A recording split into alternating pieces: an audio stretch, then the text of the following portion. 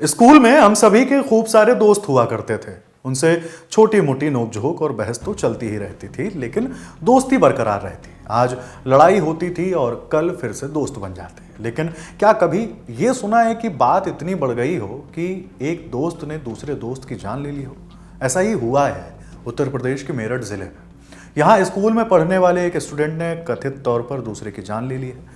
मारने वाला स्टूडेंट 12वीं कक्षा में पढ़ता है और उसने 11वीं क्लास में पढ़ने वाले दोस्त अभिनव के सिर पर हथौड़े से वार कर उसकी जान ले ली। लेकिन स्कूल में पढ़ने वाले एक 16 साल के बच्चे के इस कदम के पीछे की वजह क्या है, आइए सब कुछ जानते हैं। दरअसल आरोप यह है कि अभिनव ने अपने दोस्त के मोबाइल से उसकी गर्लफ्रेंड के कुछ फोटो और वीडियो चुपके से अपने मोबाइल में ले लिए थे और इसके बाद से ही उसकी गर्लफ्रेंड की फोटो भेजकर मिलने की जिद कर रहा था। ये बात जब उसने अपने बॉयफ्रेंड को बताई तो वह बहुत नाराज हो गया।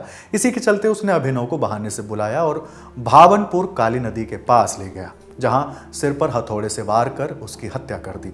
वारदात के बाद 28 दिसंबर की देर रात पुलिस ने आरोपी को गिरफ्तार कर लिया। अभिनव के शव को बरामद कर उसको पोस्टमार्टम के लिए भेज दिया गया। अभिनव परिवार में इकलौता बेटा था। उसके चाचा के बेटे का कहना है कि अभिनव 11वीं में पढ़ाई के साथ साथ IIT की तैयारी एक कोचिंग के जरिए कर रहा था। लेकिन 28 दिसंबर को अभिनव कोचिंग के लिए घर से तो निकला, लेकिन शाम को वापस नहीं लौटा। इस पर परिवार वालों ने कॉल की तो अभिनव का मोबाइल बंद था। फिर घर वालों ने कोचिंग सेंटर जाकर पूछताछ की तो पता चला कि कोचिंग सेंटर की छुट्टी थी। इसके बाद परिवार वालों ने अभिनव की तलाश शुरू कर दी और पुलिस को खबर दी। सुनिए। वो अपने दोस्त के साथ में सुबह 10 बजे से निकला था कोचिंग के लिए, बट कोचिंग की छुट्टी थी उस टाइम पे। फिर वो दोनों आबू लेन की तरफ गए, बेगम पुल की तरफ। फिर पता नहीं वो उसे कहाँ ले गया। उसका फ़ोन स्विच ऑफ आने लगा। लोगों को टेंशन होने लगी तो कोचिंग सेंटर में गए। चाचा जी अपने मंगल पांडे नगर में ही कोचिंग सेंटर है। फिर वहाँ पे जाके पता चला कि कोचिंग आज बंद है, छुट्टी है। तो लगा कि दोनों बंक पे हैं। तो उस लड़के से पूछा कि आर्यन, वो अभिनव कहाँ है, मेरा भाई मतलब। तो उसने जवाब दे दिया कि मैं मुझसे नहीं मिला। लेकिन वो उसी टाइम पे किसी शॉप पे, गैजेट फॉर यू की एक शॉप है आबू लेन पे ही, सदर में, उस पे गए थे दोनों। तो वहाँ से हमने कैमरा चेक कराए तो पता चला कि वो उसी के साथ था।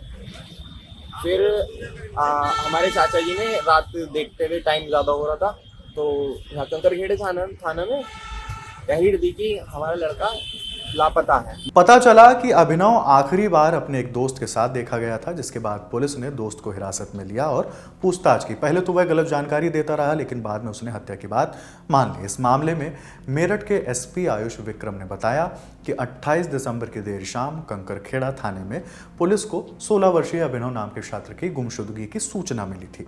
आगे उन्होंने क्या कहा है, सुनिए। देखिए, कल देर शाम थाना कंकरखेड़ा पुलिस को एक छात्र जिसका नाम अभिनव है, उम्र करीब 16 वर्ष है उसके गुमशुदगी की सूचना मिली थी कि ये लास्ट टाइम 5 बजे के आसपास अपने एक दोस्त के साथ बेगम पुल के पास देखा गया था। सूचना के आधार पर पुलिस द्वारा 2 टीमें लगाई गई थी इसमें, और इसमें जब पूछताछ की गई, जांच पड़ताल किया गया और जो छात्र था जिसके साथ ये देखा गया था लास्ट टाइम, उसको बुला के जब सख्ती से पूछा गया तो उसके द्वारा बताया गया कि अभिनव इसका दोस्त था और जो ये छात्र था उसके फ़ोन में उसकी गर्लफ्रेंड के साथ खुद की इसकी कुछ वीडियोस थी, जो अभिनव ने, इसका जो कहना है कि निकाल लिया था उनको फ़ोटोज़ को लेके। उसी चीज़ को लेके नाराज़ था, उससे चिढ़ा हुआ था। इसने फिर ये प्लानिंग की थी। कल इसने अपना फ़ोन बेचने के नाम पे, जो ये लड़का है नाबालिग ये भी है, इसने करीब 8,000 रुपये में अपना आबू लेन पे कहीं फ़ोन बेचा है।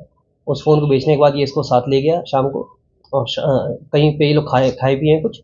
और खाने पीने के बाद ये भावनपुर के पास, जो काली नदी के पास एक ट्यूबवेल के पास जाके इसने, जो कि पहले से एक हथौड़ा साथ लेके आया था, उस हथौड़े से इसने सिर पर वार कर इसका मर्डर कर दिया गया है। इसकी छात्र की निशानदेही पे हमने जो शव है उसको बरामद कर लिया गया। आला कत्ल भी बरामद हो चुका है। शव का पंचनामा कराकर पोस्टमार्टम की कार्रवाई कराई जा रही है। अभी जो ये छात्र है, ये नाबालिग है, इसे हिरासत में ले लिया गया है और इसे अब माननीय न्यायालय के सामने पेश कर इसमें अग्रिम विधायी कार्रवाई की जा रही है। यह घटना माँ बाप को परेशान करने वाली है। जरूरी है यह जानना कि आपका बच्चा क्या कर रहा है। कहीं वो किसी मुसीबत में तो नहीं, कहीं वह किसी अपराध की गिरफ्त में तो नहीं फंस चुका। बाकी आप इस घटना को लेकर क्या सोचते हैं, हमें कमेंट बॉक्स में जरूर बताएं। देखते रहिए दिल अलर्ट टॉप।